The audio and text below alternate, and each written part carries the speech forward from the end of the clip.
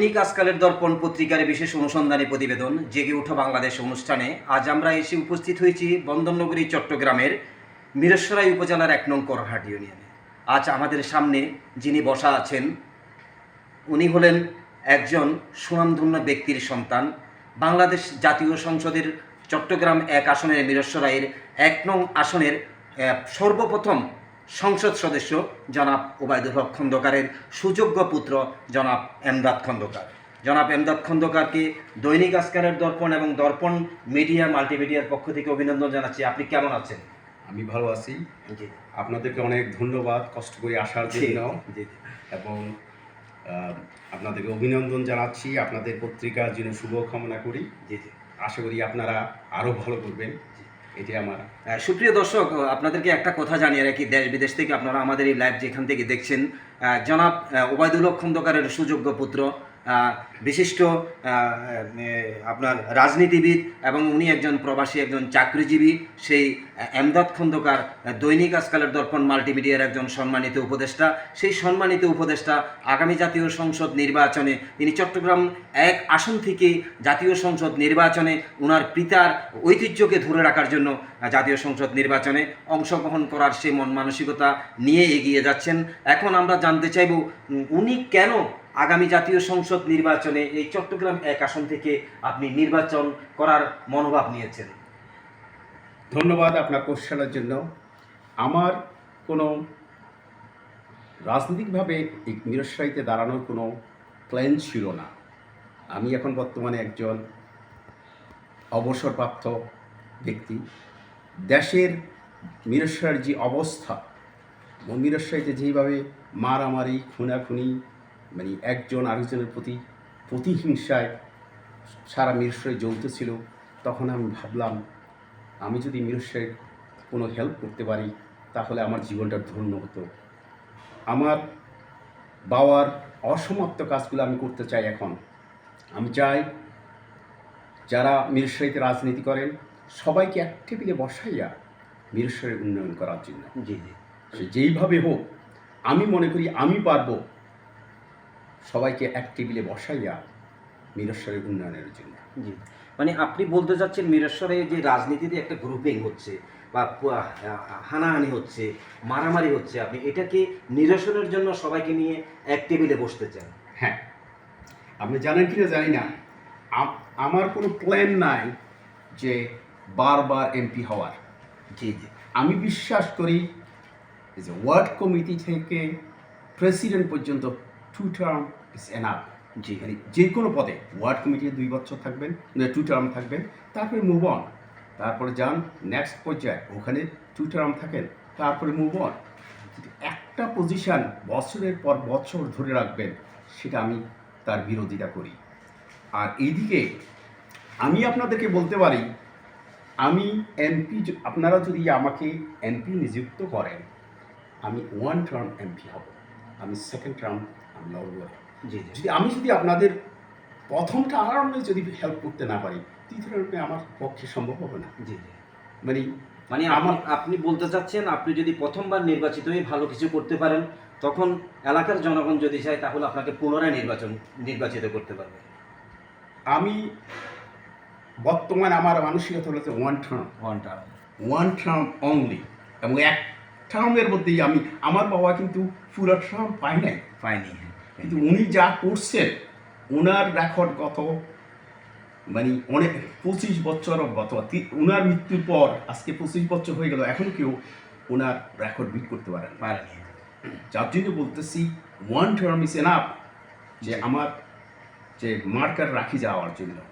এবং আমি চাই আমার পিতার অসমাপ্ত কাজগুলো সম্পূর্ণ করা।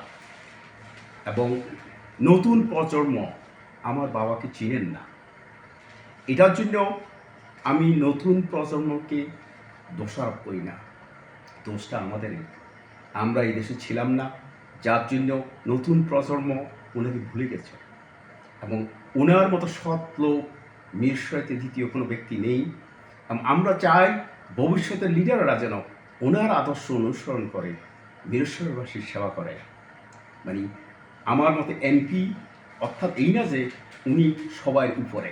জি, জি। আমার মতে এমপি হলো যে মিরসরাই জনগণের চাকর, জি জি জি এটাকে যেন আমি যদি এমপি হই আপনাকে বলতে হবে না এমপি সাহেব, না এমদাদ ভাই ওইটাই যথেষ্ট। জি জি। আচ্ছা, একটা একটা কথা, যে আমরা জানি যতগুলো দেশে দেখেছি বা আমাদের দেশেও দেখে এসেছি, যখনই জাতীয় সংসদ নির্বাচন করবে তখন যারা সংসদ নির্বাচন করবে তখন তারা এলাকায় এলাকায় অবস্থান করে।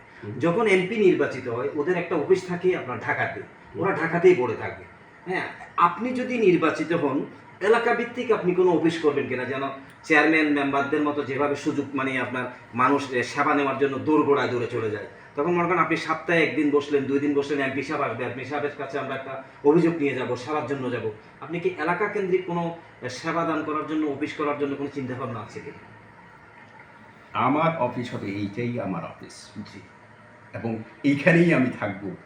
সংসদ চলাকালীন আমি ঢাকাতে থাকতে পারি, জি জি কিন্তু যেই দিন সংসদ থাকবে না ওই দিন সবাই আমাকে এখানেই পাবেন। জি। এখানে যদি না পান জি, জি, জি, তাহলে জি, মিরসরাইয়ের কোথাও জি পাবেন। জি ধন্যবাদ। তবে হ্যাঁ, আমার বিলাসিতা করা জীবন শেষ। শেষ। এখন বাকি বাকি আর কতদিন আমি বাঁচবো? জি আমায় চাই আমার পিতার মতো ট্যাক্সি করি, সিএনজি করি, ঠেলা গাড়ি করি, মানে মিরসরাইয়ের প্রতিটা অঞ্চলে ঘুরে বেড়ানো। জি জি আমি চাই পায়ে হেঁটে যাওয়া, জি। আমি চাই জনগণের সাথেই থাকার জন্য। জি আপনি আমার বাবা কোনোদিন বড় লোকের আতিথ্যতা হন নাই, জি আমিও তা হইতে চাই না। আমি চেষ্টা করব সাধারণ মানুষের সাথে থাকার। জি ইনশাল্লাহ এটাই আমার কমিটমেন্ট থাকবে। যেখানে যাই আপনারা আমাকে দেখতেই পাবেন। অবশ্যই অবশ্যই। মানে গাড়ির বহর দেখবেন না, বা অথবা শোডাউন দেখবেন না, দেখবেন আমার বাবার মতো বাসে বয়ে যাইতেছি, ট্রাকে বয়ে আসতেছি। ওই আমার বাবার যেই ঐতিহ্য ওইটাই আমি পালন করব। ওনার পদধূলি হলো যে আমার জি রাজনীতির উৎসব। ধন্যবাদ জানাচ্ছি। আসলে এমনই একজন সুযোগ্য এমপি ছিলেন, যাকে বলি হিসেবে চিনত ওবায়দ বলি, যে এক সময়কার ওবায়দ বলি বলি খেলতে গিয়ে হয়ে গেলেন তিনি ওবায়দুল হক খন্দকার, জাতীয় সংসদের এমপি হয়ে গেলেন। সেই ওবায়দুল হক খন্দকার তথা ওবায়দ বলির সুযোগ্য সন্তান এমদাদ খন্দকার আগামী জাতীয় সংসদ নির্বাচনে চট্টগ্রামে 1 আসন থেকে নির্বাচন করার জন্য মনোনয়ন প্রত্যাশী। আমরা এখন জানতে চাইব, আপনি যদি এমপি হিসাবে নির্বাচিত হন, এই যে চট্টগ্রামের 1 আসনে তথা মিরসরাই, করের হাট, হিঙ্গলি, অলিনগর, এই সমস্ত সীমান্ত এলাকাগুলোতে একটু মাদকের ছড়াছড়ি, আপনি মাদকের বিরুদ্ধে কোনো ভূমিকা নেবেন কি? অবশ্যই। আপনি নিশ্চয়ই জানেন, প্রথম আমি এমপি হলে মিরসরাইতে প্রথম তারেক রহমানের 31 দফা বাস্তবায়ন করব, এবং সাথে সাথে আপনারা অবশ্যই জানেন আমার আরও 7টা অঙ্গীকার আছেন। 7টা অঙ্গীকারের মধ্যে প্রথম অঙ্গীকার হলো সন্ত্রাসী, চাঁদাবাজি, মাদক, চোরাচালানি, বালু দখল, এইসব আমি প্রতিরোধ করব। আচ্ছা, এই যেহেতু এখানে একটি বিষয় বলে ফেলছেন আপনি বালুর বিষয়ে, হ্যাঁ, একেবারে আপনার বাড়ি যেখানে, আপনার বাড়ির পাশেই ভারত বাংলাদেশ সীমান্ত, অলিনগর সীমান্ত, এখানে আমরা যতটুকু জানি, আমরা অতীতেও অনেক প্রতিবেদন করে এসেছি, যারা কিছু বালুদস্যু বলা হয়, আমরা সংবাদের ভাষা আমরা বালুদস্যু বলি, এই বালুদস্যুরা রাতের পর রাত বালু নদী থেকে যেভাবে লুটতরাজ করে নিয়ে যাচ্ছে, এই পার্শ্ববর্তী বাড়িঘরগুলোতে বেহাল অবস্থা সৃষ্টি হয়েছে। কোথাও বালুর কারণে পানি উঠে যাচ্ছে, আবার নদীর বাঁধ ভেঙে যাচ্ছে। এই সমস্ত বিষয়গুলোটা নিয়ে যদি একটু কিছু একটা বলতেন। শুধু এতটুকু বলবো, যেইভাবে বালুদস্যুরা বালু তুলছে, আগামী দিনে আমার বাড়ির অস্তিত্ব নিয়ে প্রশ্ন। দেখতেছি আমার বাড়ি থেকে বেশি দূরে নাই, কে জানে আজকে মনে হয় আমার বাড়ির নিচে থেকেই বালু উঠানো হচ্ছে। তো অতএব কারণে এতটুকু ওয়াদা দিতে পারি, আমি তো চাবো না আমার বাড়ি ধূলিসাৎ হোক। এর জন্য দরকার হয় আমি জিহাদ ঘোষণা করব। জি আমার এলাকার প্রশাসনদেরকে নিয়ে, আমার পার্টির লোকজনদেরকে নিয়ে, আমার নেতাকর্মীদেরকে নিয়ে এইসবগুলো প্রতিরোধ করবই। জি আপনাকে ওয়াদা দিতে পারি যে, কারণ আমি চাবো না আমার নিজের ক্ষতি হোক, জি আর সেই সাথে নিজের এলাকার ক্ষতি হোক সেটা কেউ চাবে না। জি জি এবং এই মিরসরাইয়ের মাটি থেকে যদি আমি চোরাচালানি, সন্ত্রাসী, চাঁদাবাজি, দুর্নীতি, এবং স্মাগলিং যেটা বলতেছিলেন, জি জি জি এগুলো যদি বন্ধ করতে না পারি তাহলে বলতে পারেন যে আমি জি। ব্যর্থই হলাম। জি জি জি এবং আমার বাবার সময় এই ধরনের অপকর্ম হয় নাই। জি উনি নিজ হাতেই দমন করছেন। উনি রাতের অন্ধকারে যে বসে থাকতেন ঢাকা চিটাগের রোডে, কে শাল গাছ কাটতেছিল। জি জি জি। তো আমিও ইনশাল্লাহ একইভাবে কাজ করি। আচ্ছা। কারণ আমার কোনো চাওয়া পাওয়ার নাই। জি জি জি আমার কোনো চাওয়া পাওয়ার নাই। আমার যা চাওয়া পাওয়ার সব আমি মিটিয়ে ফেলছি। জি জি এখন হলো যা দেওয়ার পালা। জি। আচ্ছা, আরেকটা প্রশ্ন, মিরসরাইয়ে বেকারত্বের সংখ্যা অধিকাংশ বেড়ে গেছে, যদিও চট্টগ্রামের মিরসরাইয়ে প্রায় 33,000 একর জমিতে শিল্প প্রতিষ্ঠান গড়ে উঠেছে মিরসরাই শিল্পাঞ্চল। এই শিল্পাঞ্চলটাতে মিরসরাইবাসীকে কাজে যোগদানের জন্য তেমন কোনো অ্যালাউ করা হচ্ছে না। জানি মিরসরাইয়ের লোকজনদেরকে ওইখানে চাকরির কোনো সুযোগ নেই। আপনি যদি নির্বাচিত হন তাহলে মিরসরাইয়ের লোকজনদেরকে ওই শিল্প অঞ্চলে চাকরির জন্য কোনো সুব্যবস্থা করবেন কিনা? তবে আমাকে ফেয়ার হইতে হবে। এই শিল্প প্রতিষ্ঠানটা সারা বাংলাদেশের মালিক।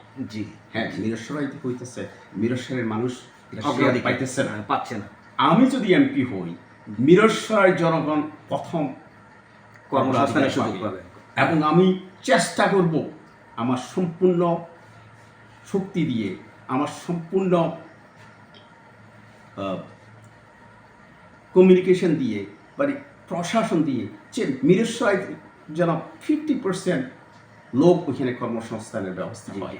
জি জি আমার কাছে কোনো আওয়ামী লীগ থাকবে না, আমার কাছে কোনো বিএনপি থাকবে না, আমার কাছে জামাত থাকবে না, আমার কাছে সব হলো যে মিরসরাই। মিরসরাইবাসী। আমার বাবা মিরসরাইয়ের এমপি ছিলেন, উনি বিএনপির এমপি ছিলেন না, মিরসরাই জনগণের এমপি ছিলেন।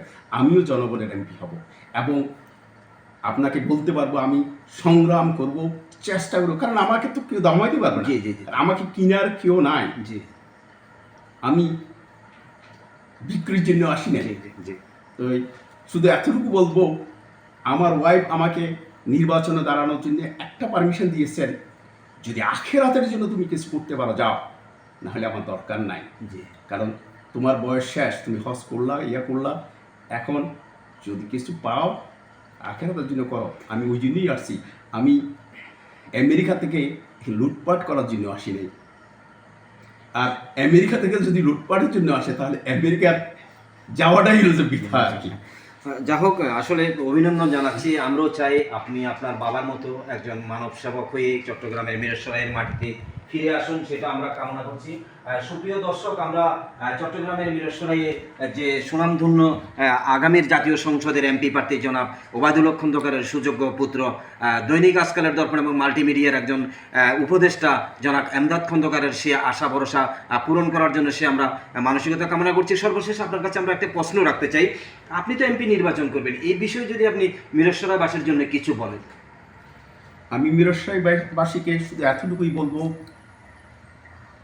যে নতুন প্রজন্মের কাছে আমি আমার পিতার আদর্শ তুলে ধরতে চাই, এবং যারা অগ্রজ তারা জানেন আমার পিতা কে ছিলেন, এবং আমি আমার বাবার আদর্শ নিয়েই আমি কাজ করব। আমি কাজ করব শহীদ জিয়ার আদর্শ নিয়ে, এবং আমি চেষ্টা করব আমাদের তারেক সাহেবের হাতকে শক্ত করার জন্য।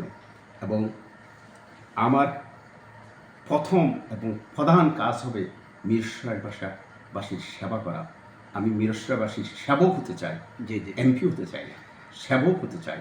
মানে আমার কথা হলো যে মিরসরাইবাসী আমাকে ভোট দিয়ে তাদের সেবক হিসাবে আমাকে নিযুক্ত করবে, এবং এবং আমি আপনাদের সমস্ত আশা আকাঙ্ক্ষা পূরণ করার চেষ্টা করব। তবে একটা কথা বলবো, আমার একটা নীতি আছে, সেটা হলো যদি দল আমাকে নমিনেশন দেয়, ওয়েল, আমাকে না দিলেও কোনো অসুবিধা নাই। দল যাকেই যোগ্য মনে করে আমি তাকে সাপোর্ট করব, দলের জন্য কাজ করব, এতে কোনো সন্দেহ নাই। আমি দলকে ভাগাভাগি করার জন্য দিতে পারি না। এটা আমার বাবার দল, এটা জাতীয়তাবাদী দল, এটা শহীদ জিয়ার দল, এটা খালেদা জিয়ার দল। এই দলকে আমরা ইউনাইটেড করে রাখতে হবে। এর জন্য আমি কঠোরভাবে পরিশ্রম করব, যাতে মানুষ আমাকেও আমার বাবার মতো স্মরণ করে এনাদার 100 বছর। জি জি এটাই হবে আমার চাওয়া পাওয়া। জি। সুপ্রিয় দর্শক, দীর্ঘক্ষণ ধরে আপনারা যেখান থেকে আমাদের আজকের এই লাইভ দেখেছেন সবাইকে অভিনন্দন জানাচ্ছি। আমাদের এই ভিডিও যদি ভালো লেগে থাকে একটি লাইক, কমেন্ট, শেয়ার দিয়ে পাশে থাকবেন। অবশেষে আজকের এই রাজনৈতিক পর্যালোচনা থেকে বিদায় নিচ্ছি। জীবন কৃষ্ণ দেবনাথ, মিরসরাই, চট্টগ্রাম। আজকালের দর্পণের সদস্য এবং পাঠক এবং গ্রাহকদের প্রতি আপনাকে ধন্যবাদ, কষ্ট করে আসার জন্য আবারও। আপনাকে ধন্যবাদ জানাচ্ছি। আপনাদের সাথে আবার দেখা হবে। অবশ্যই অবশ্যই অবশ্যই অবশ্যই।